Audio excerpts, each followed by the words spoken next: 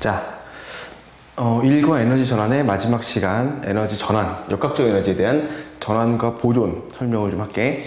우리가 이제 앞서 운동 에너지와 위치 에너지를 배웠단 말이야. 그치? 마지막 부분에 위치 에너지에 대한 설명이 조금 어려웠을 수가 있어. 근데 그 설명은 뭐를 염두에 둔 거냐면 지금 오늘 배우는 이 역학적 에너지에 대한 설명을 하기 위해서 이미 설명을 조금 어렵게 한 건데, 일단은 역학적 에너지에 대한 얘기, 앞서 설명을 했다시피 역학적 에너지라고 하는 부분은 운동 에너지와 위치 에너지를 합쳐서 역학적 에너지라고 정의하는 거야. 됐지? 자, 역학적 에너지라는 거는 운동 에너지, 어떤 물체가 가지고 있는 운동 에너지 어떻게 계산했냐면은 2분의 1 mv 제곱으로 계산했지. 그치?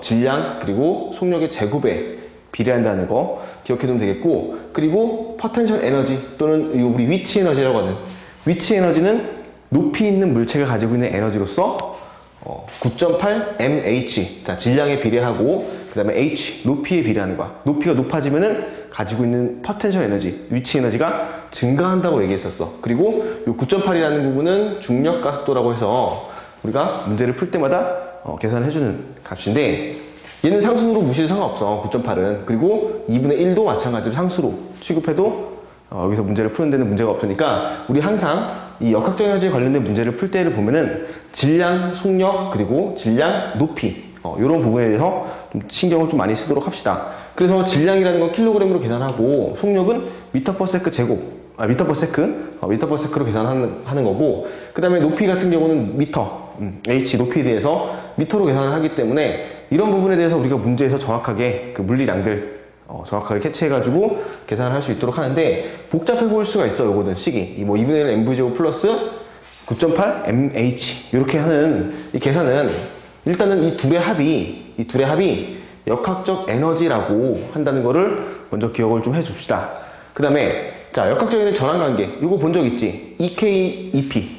자, 운동 에너지는 위치 에너지로 전환이 될 수 있고, 또 위치 에너지는 운동 에너지로 전환이 가능하거든. 에너지는 서로 전환되는 관계가 있다고 얘기했어. 그런데 어떤 물체가 운동 에너지가 있다 그러면 이 물체는 속력이 있다는 뜻이겠지. 속력이 있을 때는 운동 에너지가 있다는 뜻이고, 자, 높이가 있대 그럼 h, 높이가 있대 그러면은 위치 에너지가 있다는 뜻이겠지. 그런데 이 운동 에너지와 위치 에너지는 서로 전환되는 관계를 가지고 있다. 왜냐면은 잘 봐. 첫 번째, 던져 올린 물체는 내가 어떤 물체를 지면으로부터 높이 던져 올렸어. 높이 던져 올렸을 때 이 던져 올린 물체는 처음에 뭐가 있냐면 속력이 있겠지. 속력. 그지?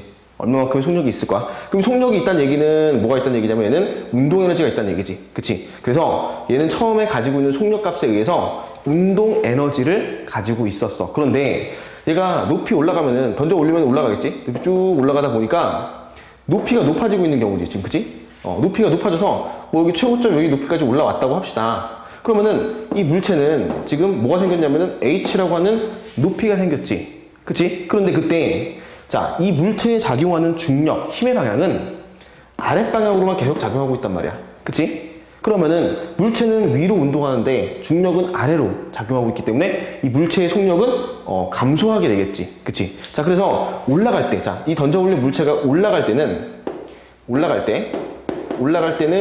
뭐가 감소한다고? 속력이 감소하지. 속력은 감소하고 대신에 높이 h는 증가하는 경우란 말이야. 그치? 그러면은 속력이 감소한다는 얘기는 운동 에너지가 감소한다는 뜻이겠고, 높이가 증가한다는 얘기는 위치 에너지가 증가한다는 뜻이잖아. 그래서 이럴 때는 우리 운동 에너지가 어디로 전환된다고? 위치 에너지라는 에너지 값으로 전환이 된다고 얘기하는 거지. 됐지? 자, 어떤 물체를 던져 올리면은 이 물체는 높이 올라갈 거고 높이가 생기는 거고, 그랬을 때 운동 에너지가 위치 에너지로 전환된다라고 얘기할 수 있다는 거지. 그치? 자, 그래서 얘가 만약에 최고점에 도달했을 때 속력은 0이 될 거야. 맞지? 최고점에, 자, 물체를 던져 올렸어. 쭉 올라가다가 최고점에 도달하는 순간, 어떤 순간 속력이 0이 되겠지. 그럼 속력이 0이 될 때는 운동 에너지가 얼마가 되는 거야? 0이 되겠지. 속력이 없으니까. 그럼 그때 대신에 높이가 최고점까지 올라갈 수 있으니까 위치 에너지가 최대가 된다라고 얘기할 수 있겠지. 맞니? 그래서 우리 이렇게 던져 올린 물체의 관계는 운동 에너지가 위치 에너지로 전환된다. 자, 높이가 높아지면은 우리 위치 에너지는 증가한다 그랬어. 그래서 이런 전환 관계를 좀 정리하면 되겠고, 자, 두 번째는 낙하하는 물체, 자유낙하하는 물체야. 자, 어떤 물체를 h라는 높이 위에서, h라고 하는 이 높이 위에서 가만히 놓았어. 놓으면은 이 물체가 낙하하면서 떨어지면서 속력이 어떻게 될까? 증가하겠지, 속력 값은. 그치? 그래서 이게 떨어지기 직전에는 속력이 증가하는, 최대가 되는 상황을 볼 수 있을 거고, 대신에 높이는 감소했잖아. 그치? 그러면 내려올 때는, 자, 어떤 물체가 내려올 때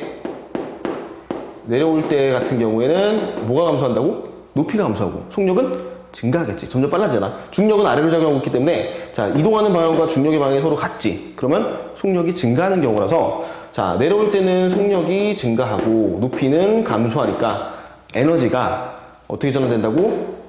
위치 에너지가 운동 에너지로 전환된다라고 얘기하면 되겠지. 그치? 자, 그래서 우리가 어떤 물체를 던져 올릴 때랑 낙하할 때, 내려올 때는 이런 에너지 전환 관계가 있다라는 걸 먼저 기억해 두면 될 것 같아. 자, 그래서 이런 부분은 우리가 쉽게 정리할 수 있겠지. 그리고 이제 역학적 에너지 보존 법칙이라고 해서 이런 경우에는 이제 이것도 성립하지만 마찬가지지만 요기 같은 경우를 한 번에 엮어서 볼게. 자, 역학적 에너지 보존 법칙이라는 건 굉장히 중요한 얘기야. 자, 이거는 어떤 얘기냐면은 운동 에너지의 합과 위치 에너지의 합이 항상 어떻다? 일정하다는 뜻이야. 항상 일정. 자, 운동 에너지와 위치 에너지 합이 일정한 얘기는 무슨 뜻이냐면은 운동 에너지가 감소해서 위치 에너지가 증가하고, 또는 위치 에너지가 감소해서 운동 에너지가 증가했을 때, 이때 이 에너지의 값이 항상 일정하다는 뜻이거든? 보존된다는 얘기야. 자, 에너지의 변화가 없다는 얘기지. 즉, 감소한 운동 에너지만큼 위치 에너지가 증가하는 거고, 감소한 위치 에너지만큼 운동 에너지가 증가한다는 얘기지. 그래서 이 얘기는 우리가 중요하게 여겨야 될 게 뭐냐면 마찰력과 저항력이라는 부분이야. 자, 이 역학적 에너지 보존이 성립하려고 하면은 이 에너지 전체가 보존이 돼야 돼. 운동 에너지와 위치 에너지 합이 일정하려면은 총량이 감소하는 거 없이 일정하게 보존이 돼야 되는데, 그때는 마찰력과 저항력이라는 게 무시되는 상황에서 없어야지 가능한 경우야. 만약에 마찰력이나 저항력이 작용하는 상황이었다면은 이 역학적 에너지는 보존이 될 수 없을 거야. 그렇기 때문에 우리가 역학적 에너지 보존 법칙이 성립하려고 하면은 반드시 마찰력과 저항력이 없는 경우, 무시되는 경우에서만 이 얘기가 가능하다는 뜻이야.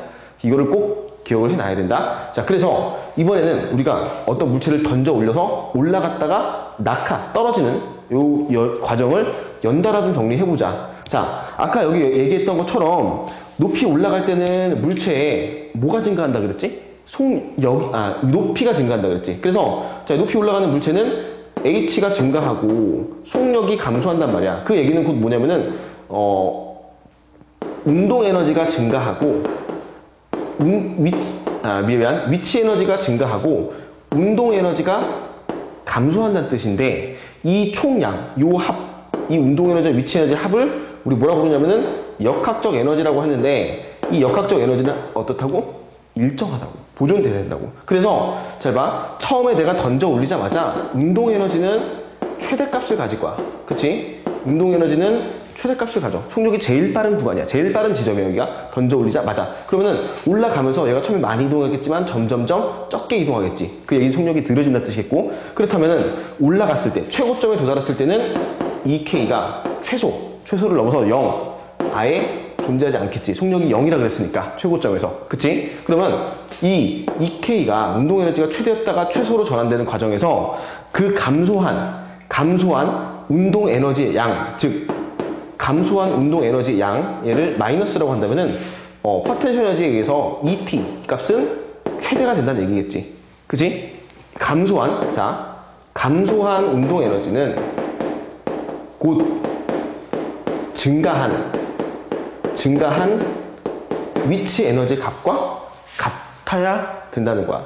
이렇게. 그래서 이때 위치 에너지가 어떻게 된다? 최대가 될 것이다. 여기서는 EP가 최소를 넘어서 0이겠지, 얘는. 그치? 던지자마자는 이 기준면으로부터 운동 에너지, 위치 에너지가 0이 되는 지점이니까 얘는 운동 에너지가 최대, 위치 에너지가 0. 여기서는 운동 에너지가 0, 위치 에너지가 최대가 되는 거지.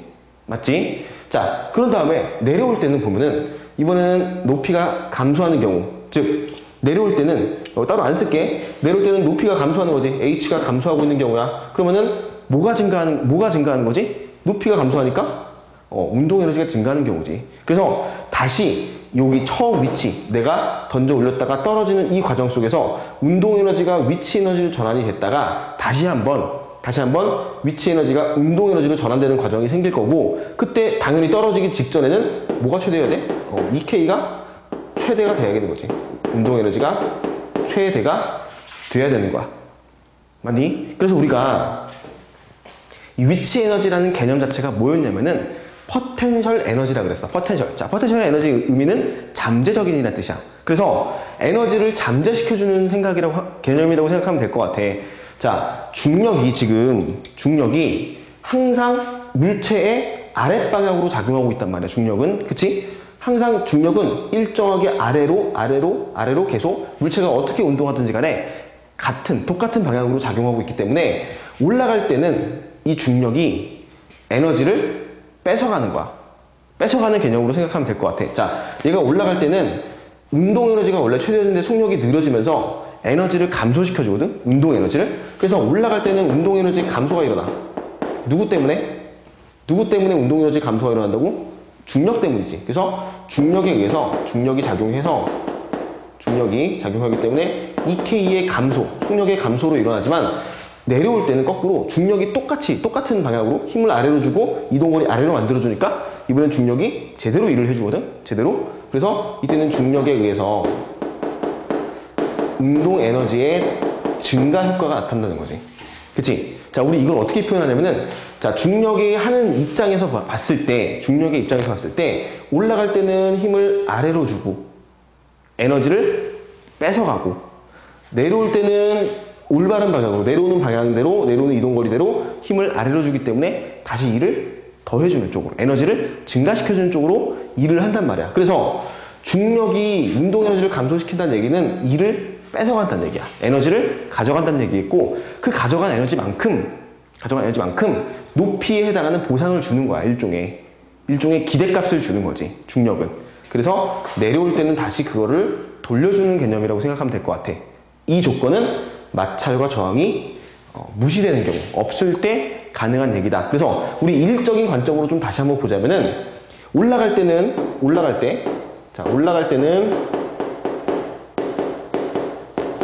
중력이 하는 일의 방향이 마이너스 W만큼 일을 한다는 거지. 중력이. 그 다음에 내려올 때는 중력이 다시 올바른 방향, 에너지를 증가시키는 방향으로 일을 하기 때문에 이 일은 결국 운동 에너지의 감소로, 이 일은 운동 에너지의 증가로 표현이 되는 거지. 자, 이런 과정 속에서 중력이 에너지를 뺏어가면, 운동 에너지를 감소시켜주면 대신에 포텐셜 에너지, 위치 에너지, 높이에 해당해서 에너지를 좀 다시 기대값을 가지게끔 해주는 거고, 내려올 때는 그 뺏어갔던 거를 다시 돌려주면서 다시 운동 에너지를 증가시키는 효과를 나타내게 된다는 얘기지. 그래서 결과적으로 있잖아, 얘가 처음 위치에 돌아오게 되면은 운동 에너지, 이 최대했던 운동 에너지가 그대로 다시 돌아와야 돼. 그대로. 원래 내가 가졌던 에너지가 다시 한번 그대로 나와야 된단 말이야.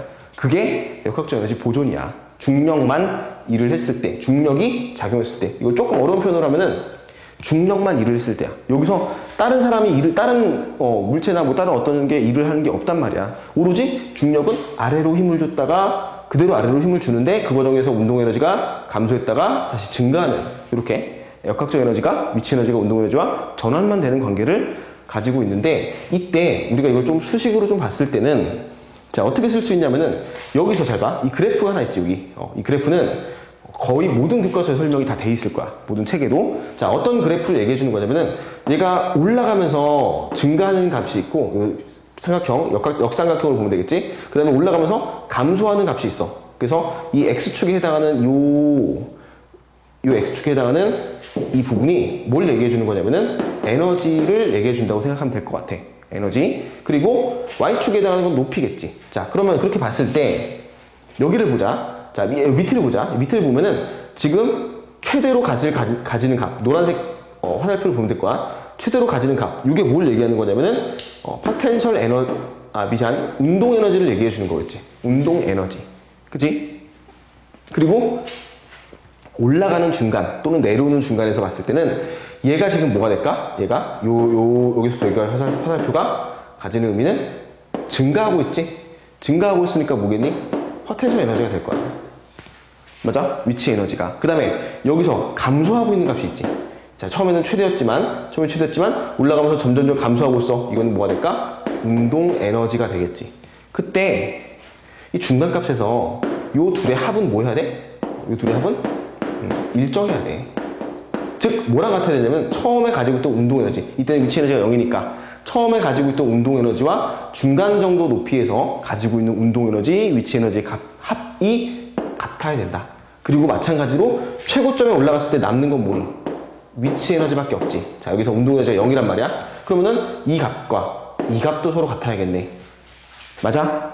역학적 에너지가 보존된다는 얘기는 전체 구간에서 총 에너지의 총량이 항상 일정하게 보존된다는 얘기거든. 그러니까 이거를 조금 식으로 표현을 해보면은, 자, 여기를 우리 A라고 할게. 여기를 A, 그 다음에 여기 두 번째 구간을 B라고 하고 마지막 이 구간을 C라 그랬을 때 A에서의 전체 역학적 에너지는 얼마가 될까? A의 역학적 에너지는 얼마가 되는 거냐면은 포텐셜 에너지가 0이기 때문에 그냥 2분의 1 mv 제곱이라고 쓰면 될 거야. 그리고 B 구간에서의 역학적 에너지는 얼마가 될 거냐면은 이때는 속력은 조금 감소했고 높이는 조금 올라갔지. 중간 정도로 올라갔단 말이야. 그래서 이 에너지 값이 그대로 다 나와야 되기 때문에 여기서는 운동 에너지도 있을 거고 2분의 1 mv 제곱도 있을 거고 플러스 높이에 해당하는 요만큼 올라간 높이 포텐셜 에너지 9.8 mh. 자, 9.8 mh의 값도 있어야 된다는 얘기지. 그리고 마지막으로 C 구간에 갔을 때는 C 구간의 역학적 에너지를 보면은, 자, 역학적 에너지는 운동 에너지가 0이기 때문에 9.8 mh에 해당하는 값만을 가지고 있다는 얘기지. 그리고 이 값, 전체 값이 항상 어때야 돼? 얘나 A의 역학적 에너지나 B의 역학적 에너지나 C의 역학적 에너지는 전부 다 같아야 돼. 이 값이 같다는 얘기가 전부 다. 무슨 말인지 알겠니? 그래서 이런 식으로 정리를 해주면 역학적 에너지 보존이 되는 거야. 우리가 이거를 간단하게 문제를 풀 때 보면은, 잘 보면은 모든 구간에서 다 질량이 존재하기 때문에 이런 식으로 쓸 수가 있어. 자, 봐봐. 최저점 높이가 0일 때 그때 가지고 있는 에너지는 뭐만 있니? 운동 에너지만 있단 말이야. 그치? 그리고 최고점에서 왔을 때는 뭐만 있냐면은 포텐셜 에너지, 위치 에너지만 있단 말이야. 그럼 이 둘이 서로 같은 거네. 그치? A의 역학적 에너지, B의 역학적 에너지, C의 역학적 에너지, 역학적 에너지는 전부 다 같아야 되기 때문에 이런 얘기를 할 수 있는 거지. 자, 2분의 1 mv 제곱이 9.8 mh라고도 쓸 수 있겠지. 그치? 그렇다면은 질량이 서로 지워지겠네. 이렇게 정리할 수 있겠지? 그래서 우리가 이런 문제를 풀 때 보면은 식을 좀 쫙 써놓고 숫자가 계산이 좀 지저분하게 나오더라도 이 식을 쭉 풀어서 써놓고 최고점에서의 포텐셜 에너지와 위치 에너지와 최저점에서의 운동 에너지가 서로 같다. 역학적 에너지는 보존돼야 된다. 마찰 저항이 없다면은 그런 조건이 나왔을 때는 이렇게 문제를 쭉 풀어 써보고 식을 써보고 그래서 복잡한 질량 같은 건 지워주면은 문제가 좀 더 간단하게 풀릴 수 있겠지? 그래서 이런 문제들을 풀 때 보면은 꼭 전체식을 한번 놔보고 전체식을 쫙 풀어놓고 그런 다음에 지울 건 좀 지워주면서 계산을 해주면은 좀 더 편하게 문제를 풀 수 있을 거야. 자, 이렇게 해서 역학적 에너지의 그 보존 법칙 이 과정은 좀 잘 정리해 봅시다. 여기 부분이 아마 제일 어려워하는 부분일 거야. 이쪽이. 여기는 조금 다시 한번 반복해서 보면서 정리를 해놓고 이걸 완전히 숙지하고 난 다음에 문제를 풀어야 되기 때문에 내용 정리만 일단 먼저 잘 해놓읍시다. 자, 그리고 이제 여러 가지 운동에 대한 얘기가 나오는데 다 비슷한 이야기야. 종류만 다른 것 뿐이지 전부 다 역학적 에너지에 대한 보존을 얘기해주고 있는 거고, 자, 여기서 중요한 거는 이런 여러 가지 운동들이 나왔을 때, 자, 조건이 있겠지? 마찰 없어. 그 다음에 저항도 없어야 돼. 자, 마찰과 저항이 없어야지 역학적 에너지 보존이 성립하고 우리가 여기서 하는 얘기들을 할 수 있는 거야. 자, 봐봐. 여기서 포물선 운동이 나왔는데 포물선 운동은 조금 주의를 해줍시다. 조금만.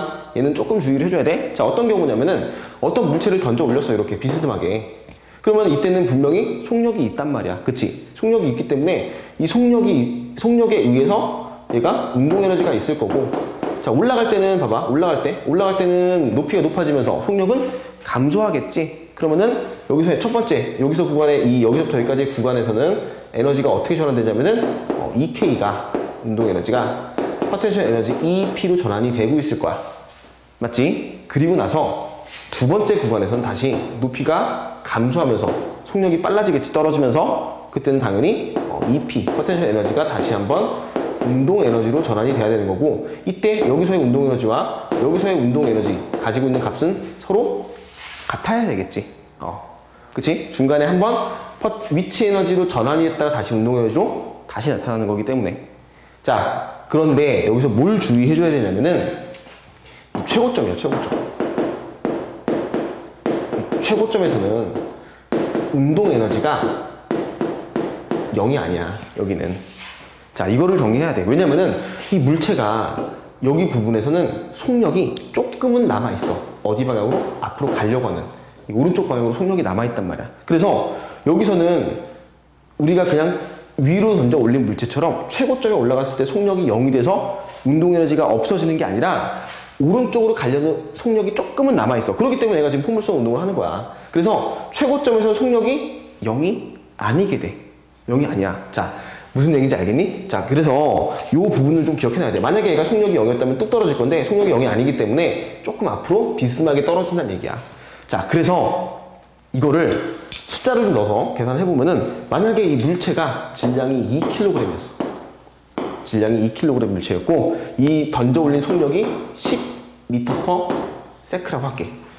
자, 질량 2kg짜리 물체가 10m/s 속도로 던져진 거야. 그러면은 얘가 가지고 있는 운동 에너지 계산할 수 있지 않을까? 이 운동 에너지 얼마니? 여기서 계산되는 운동 에너지는 자 2분의 1 질량이 2니까 지워지겠고 속력은 10. 그래서 10에 제곱하니까 얼마니?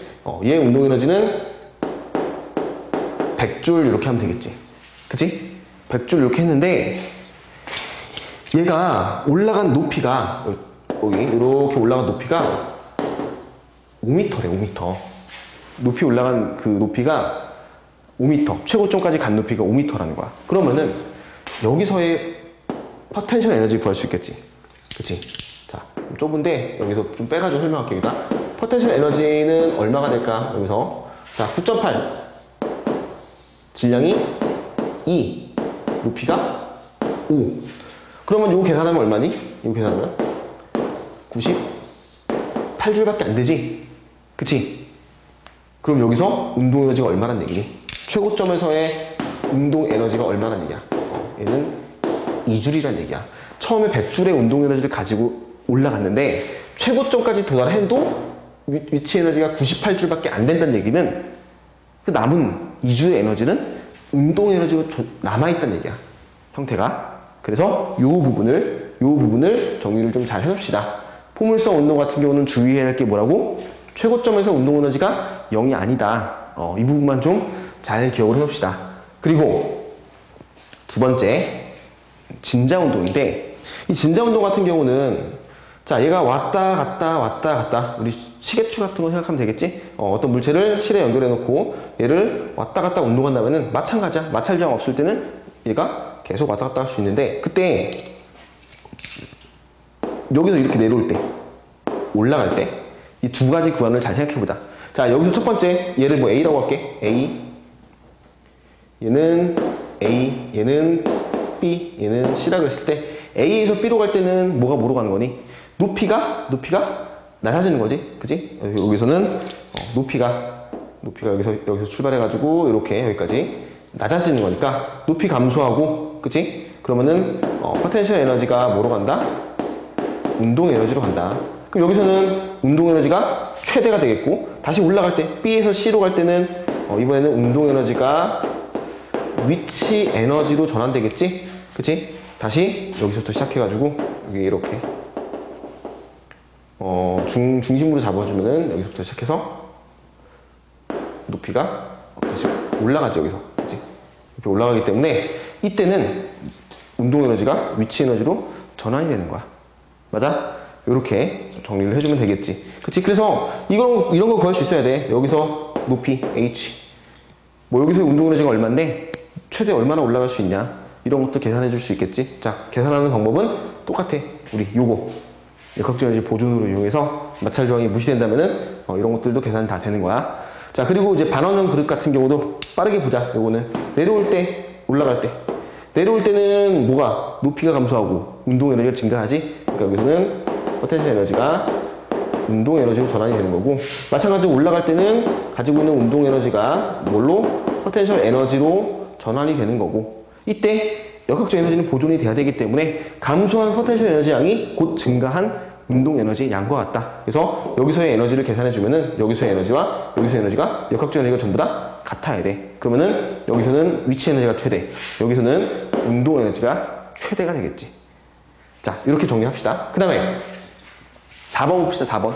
자, 롤러코스터의 운동인데 얘도 이제 많이 나오는 부분이지. 자, 여기 높이가 있어. H1. 여기 높이가 있고 H2. 그럼 여기서 어떤 물체가 또르르 굴러 내려가는 거야. 여기서 출발해가지고 또르르 굴러 내려가. 근데 만약에 여기에 질량도 있고, 여기 질량이 있겠지, 당연히 질량이 있겠고, 그 다음에 여기 만약에 속력 V가 있었어. 자, 잘 보자. 얘는 속력 값이 처음부터 있었거든? 그러면 이런 문제를 계산할 때는 얘는 높이도 있지. H에 해당하는 높이도 있겠고, 속력도 있었어. 그러면은 얘는 처음 구간에서의 역학적 에너지가 얼마로 계산해 줘야 되는 거야? 2분의 1 mv 제곱 플러스 9.8 mh로 계산해 줘야 되는 거야. 맞니? 처음에는 속력도 있었고 운동 에너지, 위치 에너지도 있었어. 높이도 있었어. 이 두 가지 합이 역학적 에너지가 되는 거고, 자, 얘가 또르르 굴러 내려가지고 여기까지 내려와서 이렇게 내려오면 속력이 어떻게 될까? 속력이 빨라지겠지. 그치? 속력이 빨라질 거야, 여기서는. 근데 얼마만큼 빨라져야 돼? 감소한 위치 에너지, 여기 H1 써면 되겠네. 자, 감소한 위치 에너지만큼 운동 에너지가 증가해야겠지. 그래서 여기서도 마찬가지야. 여기서 두 번째 구간에서는 운동 에너지가 얼마가 되냐면은 2분의 1 mv 제곱이 되는 건데, 얘는 속력을 v2라고 하자. 얘 v1이라고 그러고, 여기는 v1 붙이면 되겠고, 여기는 v2 하면 되겠지. 이렇게 계산해 주는 거야. 속력이 증가했어, 분명히. 그러면은 이 증가한 이 에너지의 양은 얼마가 돼야 되냐면, 감소한, 자, 여기서 내려오면서, 지금 내려오면서 포텐셜이 감소했지? 이 감소한 에너지만큼이 여기다 더해져서, 운동 에너지 더해져서 새로운 운동 에너지 값이 계산이 되겠지? 이런 식으로 정리를 해주면 될 것 같아. 그리고 나서 H2만큼 높이 올라왔대. 얘가 다시 새롭게 여기서 요만큼 올라왔대.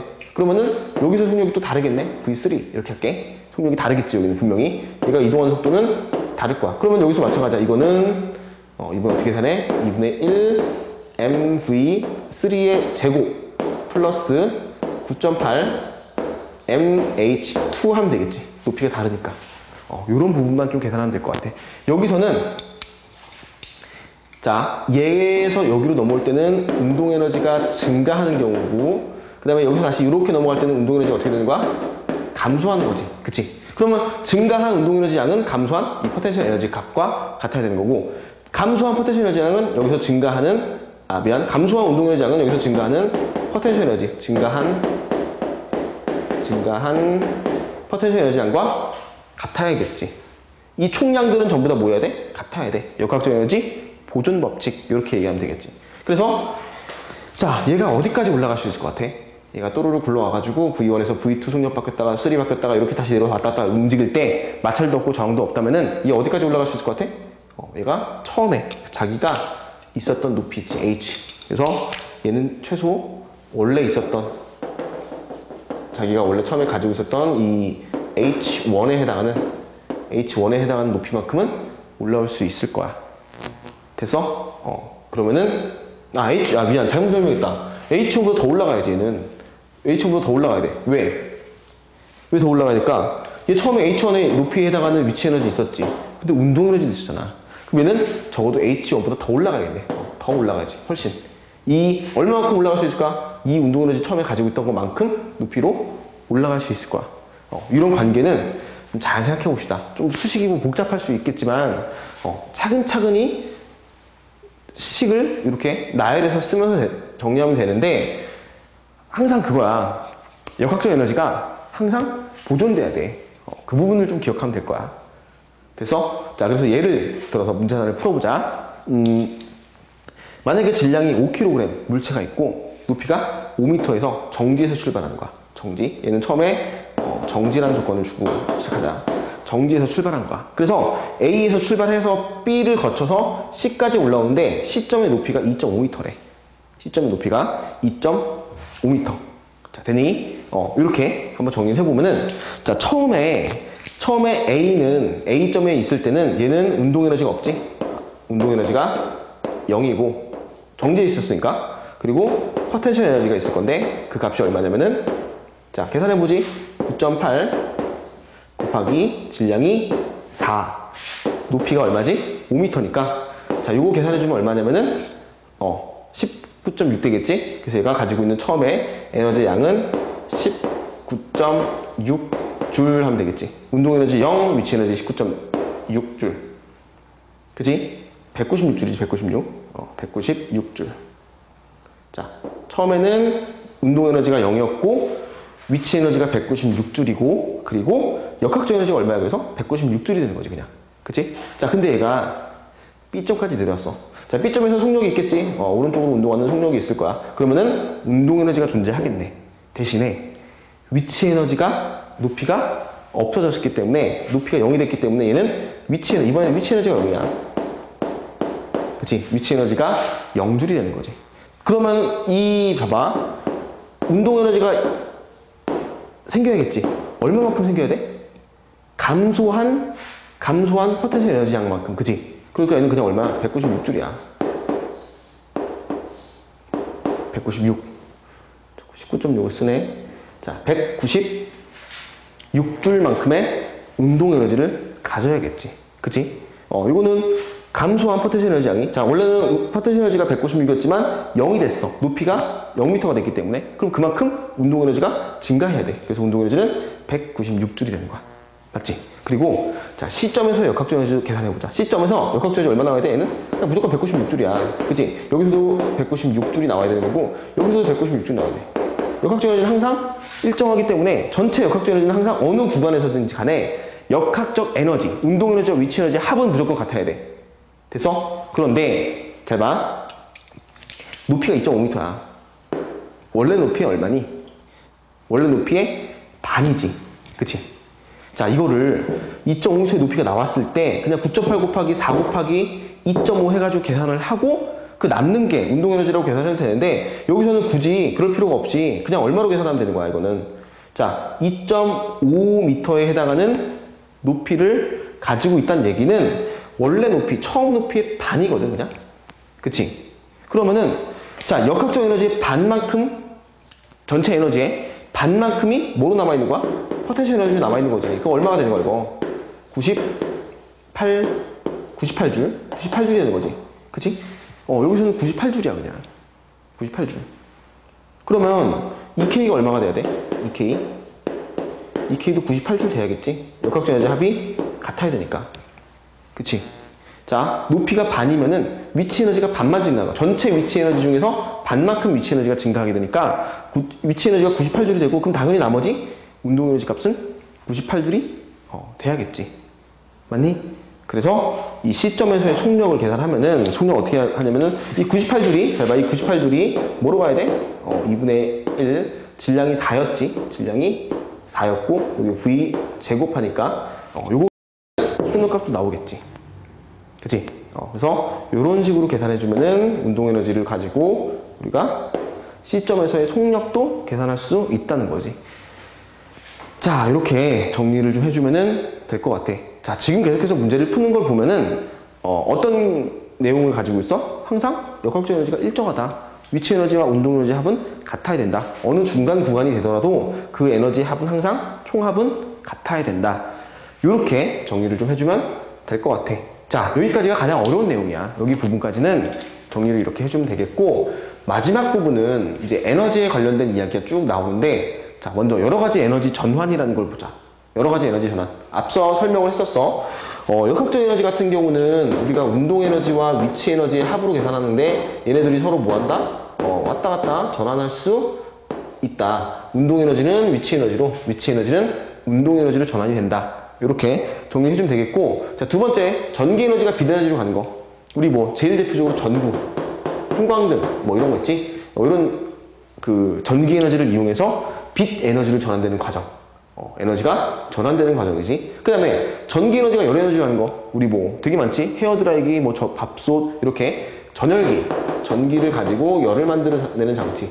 전열기를 이용하면은 전기 에너지를 열 에너지로 바꿔줄 수 있다는 거고. 자, 빛 에너지가 화학 에너지로 가는 거. 우리가 이미 한번 봤을 건데, 빛을 받아가지고 여기서 화학 에너지라고 하는 거는 뭐 포도당, 탄수화물 뭐 이런 것들 얘기하는 거야. 그래서 요거 같은 경우는 광합성이 되겠지. 광합성 같은 경우는 식물의 잎이 빛 에너지를 받아서 화학 에너지로 전환시키는 과정이다. 이렇게 여러 가지 에너지들은 서로 전환 왔다 갔다 할 수 있다. 그런데 여기서 중요한 거는 설명 한번 했었어. 이거 에너지의 총량은 항상 어떻다? 일정해야 돼. 이걸 우리가 에너지 보존 법칙이라고 해. 에너지 보존 법칙. 에너지는 새로 생겨나거나 없어지지 않고 단지 형태만 변환되는 것이다. 그래서 전기 에너지라는 형태에서 빛 에너지, 전기 에너지에서 열 에너지, 빛 에너지에서 화학 에너지, 이런 식으로 에너지가 왔다 갔다 전환될 수 있다. 그리고 그때 총량은 항상 일정하게 보존된다. 요거를 좀 기억해 놓으면 되겠고, 그리고 우리가 이런 것도 한번 봐줄 수 있어. 발전이 뭐냐면은 전기 에너지를 생산하는 걸 발전이라고 하거든. 자, 발전 같은 경우 우리 좀 익숙하게 알고 있는 거 많잖아. 수력 발전도 있을 거고, 그 다음에 뭐 화력 발전 들어봤지? 화력 발전. 그리고 원자력 발전 같은 것도 있을 거야. 얘네들은 전부 다 뭘 만들어내는 거야? 얘네들은 전부 다 전기 에너지를 만들어내는 건데, 그 전기 에너지를 만드는 방법 봐봐. 수력 발전 같은 경우는 어떤 거니? 우리 댐으로 물을 막아놓고 물을 가뒀다가 물이 가지고 있는 이 위치 에너지가 전기 에너지로 전환되는 거지. 물이 높은 곳에서 낮은 곳으로 떨어지면서 그 위치 에너지가 뭘로 전환되는 거야? 운동 에너지. 중간에 여기 운동 에너지로 바뀌겠지? 자, 운동 에너지로 바뀌어서 전기 에너지가 만들어지는 거고, 화력 발전 같은 경우는 우리 석탄, 석유 이런 것들을 떼워서 불을 붙여가지고 이제 그 열 에너지를 얻은 다음에 그래서 이제 전기 에너지를 만드는 건데, 여기는 화학 에너지가 전기 에너지. 중간에는 화학 에너지가 열 에너지로 전환돼서 그 열이 다시 운동 에너지, 수증기 운동 에너지로 바뀌고 다시 전기 에너지로 가는 거고, 원자력 에너지는 뭐냐면은 우리 그 핵 원자들이 가지고 있는 에너지라는 게 있어. 핵 에너지라 그래. 핵 에너지라는 게 전기 에너지로 전환되는 과정이야. 이것도 마찬가지로 원자력의 핵 에너지는 이 핵 에너지에 의해서 열 에너지로 바뀌고 다시 또 한번 물의 수증기에 운동 에너지로 전환이 된 다음에 전기 에너지로, 궁극적으로 전기 에너지의 형태로 가는 거. 이런 거를 우리 발전이라 그런다. 에너지 전환 과정에서 한번 볼 수 있는 거지. 이렇게 좀 정리해 놓으면 되겠고, 그 다음에 자, 에너지 보존 법칙 그대로 이어서 좀 설명할게. 자, 에너지 보존 법칙은 여기서 마찰과 저항이 있을 때를 얘기해 주는 거야. 있을 때. 자, 그러면 잘 봐. 마찰과 저항이 있다. 그러면 역학적 에너지는 보존이 안 되겠네. 자, 잘 봐. 역학적 에너지만 보존이 안 되는 거야. 전체 에너지는 보존이 돼야 되는 거지. 자, 예를 들면은 어떤 물체를 여기서 떨어뜨렸어. 이렇게 떨어뜨려. 얘가 물체가 떨어지면서 높이 튀어 올라오겠지. 공 같은 걸 떨어뜨렸을 때. 자, 근데 문제는 마찰과 저항이 있어. 그러면은 얘가 내려오면서 높이가 감소하면서 저항력을 받을 거야. 공기 저항이라는 걸 받겠지. 그 다음에 이 바닥과 부딪히면서 마찰이 발생하겠지. 그치? 여기서 부딪히는 과정에서 마찰에 의해서 열 에너지도 발생할 거고, 우리 뭐 빛 에너지는 좀 말이 안 되겠지? 빛 에너지 말고 다른 에너지, 뭐 소리 에너지. 소리도 에너지니까 소리 에너지의 형태로 여기서 전환이 되는 거야.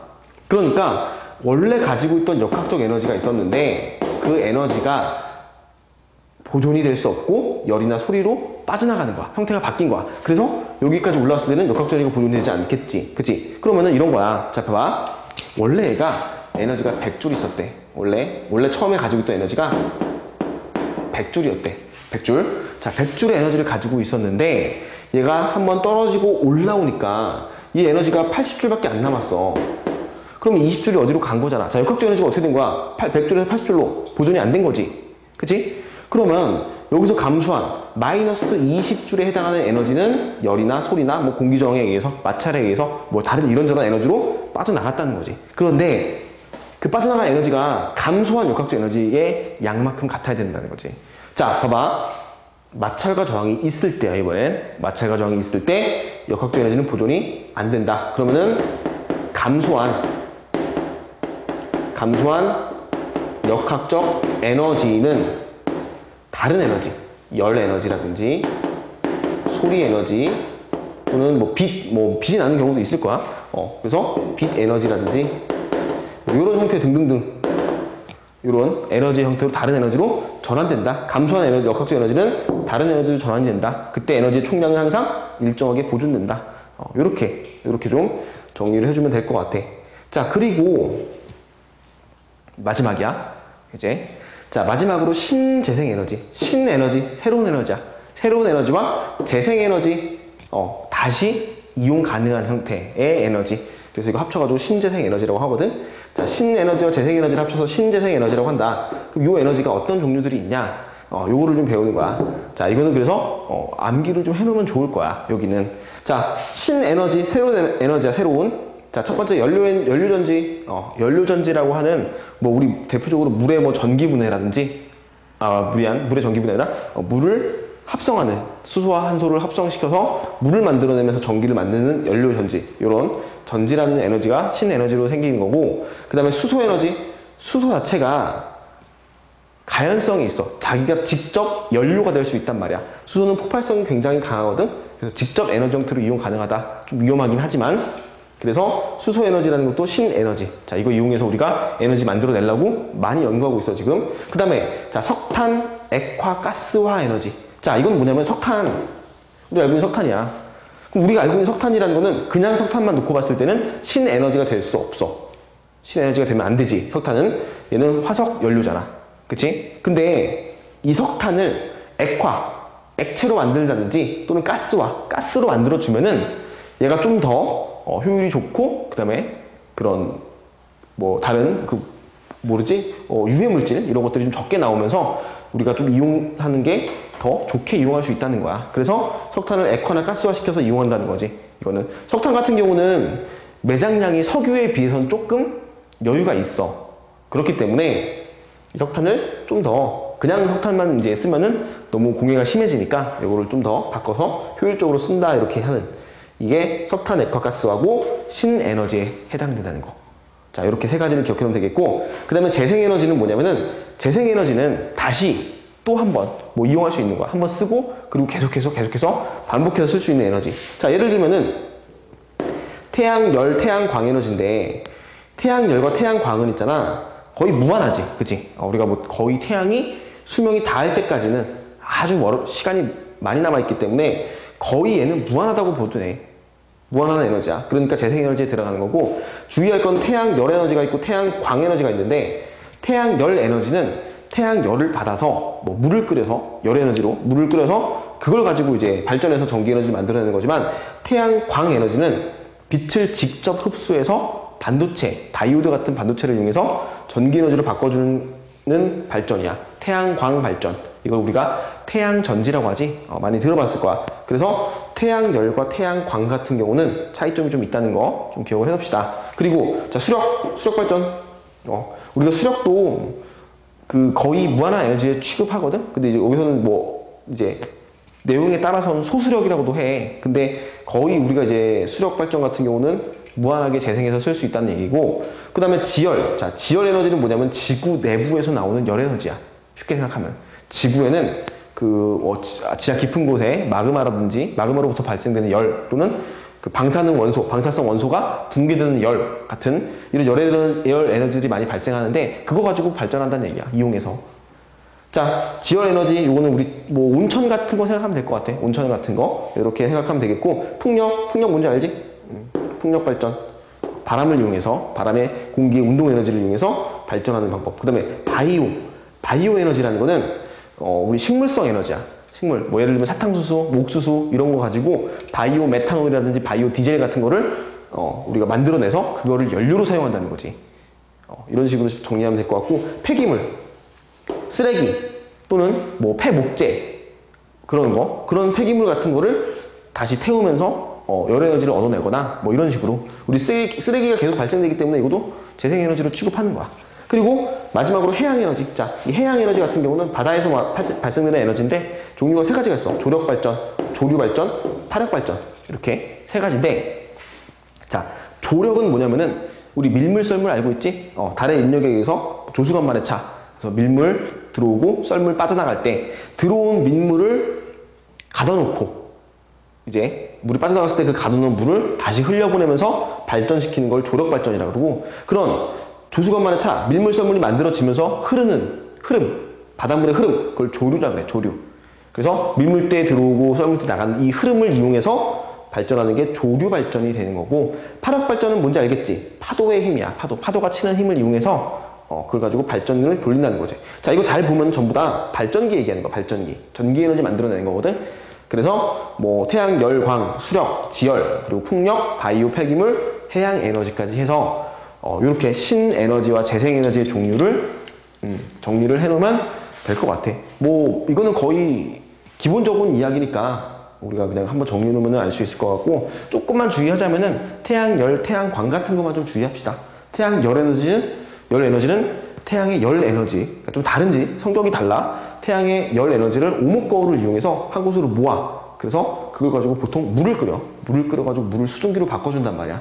그래서 수증기를 가지고 증기를 빠르게 이동시키면서 운동 에너지 형태로 바꿔서 우리가 터빈이라는 장치를 돌리거든. 터빈이라는 장치를 통해서 전기 에너지를 생산하는 거고, 태양 광 에너지는 빛을 받아서 직접 그 빛이 전기 에너지 형태로 전환되는 거야. 전자 같은 걸로 직접 전환이 돼. 이런 거는 우리가 반도체, 다이오드, 뭐 실리콘을 이용한 반도체 같은 걸로 직접 전기 에너지를 만들어내는 거고, 우리가 흔히 알고 있는 태양전지가 보통 태양광 에너지야. 태양광전지. 이렇게 정리하면 되겠고, 자, 이렇게 해서 우리 신재생 에너지까지 정리를 했고, 자, 처음부터 끝까지 역학적 일과 에너지에 대해서 우리 일과 인류를 배웠지, 일의 원리 배웠고, 운동 에너지와 위치 에너지, 그 다음에 마지막으로 역학적 에너지와 그냥 에너지, 이렇게 정리를 했는데, 자, 이 부분 중에서 아마 어려운 부분이 좀 많이 있을 거야. 여기는 우리가 아무래도 이 내용은 물리 파트다 보니까 단순하게 그냥 암기만 해도 되는 게 아니고 충분히 이해를 해주고 내용 정리를 잘 한 다음에 문제를 직접 풀어야 되고, 또 어려운 거는 응용되는 문제, 좀 심화적인 문제들이 출제되는 부분이 굉장히 많단 말이야. 특히 이 에너지 부분, 역학적 에너지라는 부분은 이거는 뭐 고등학교 수능에서도, 물리에서도, 수능에서도 문제가 아주 어렵게 출제되는 문제 중에 하나야. 여기는. 그러니까 굉장히 복잡한 내용이 될 수 있고 어렵게 느껴지겠지만, 우리가 공부를 좀 충분히 좀 하고 여기는 문제를 좀 많이 풀어봅시다. 다양한 문제들을 많이 풀어보면서 이렇게 이 내용들을 정리하고, 자, 그 다음에 이제 교재 준 거를 가지고 내가 문제풀이, 그 1번부터 우리가 내 교재에 들어있는 문제가 50문제까지 있을 거야. 그래서 그 50문제까지 해설을 올려놓을 테니까, 일단은 어려운 부분 있으면은 아니면은 내용이 이해 가는 건 넘어가도 되고, 그렇게 해서 부분 우리가 문제 푸는 방법 꼭 같이 듣도록 합시다. 자, 여기까지 정리할게.